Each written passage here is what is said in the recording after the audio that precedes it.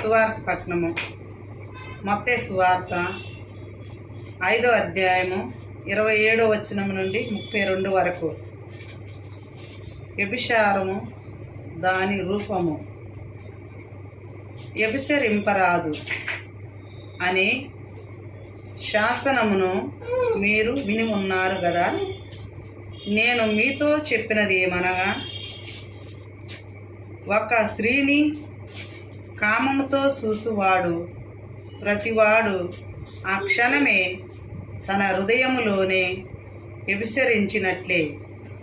కనుక నీ కన్ను నీకు పాపకారమైనచో దానిని పెరికివేయుము.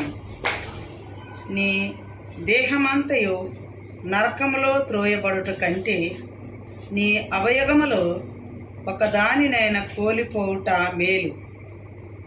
నీ కుడి చేయి నీకు పాపకారమైనచో దానిని నరికి పారివేయుము.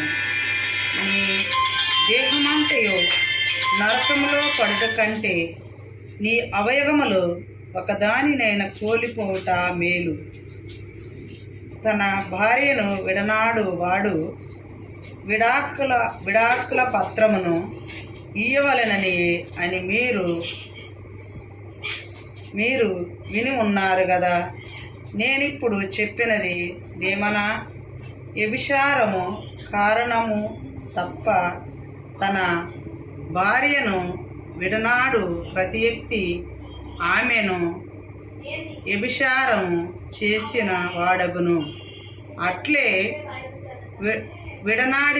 విడనాడబడిన స్త్రీని వివాహమాడు వాడు ఆమెతో వ్యభిచారము చేసిన వాడగును.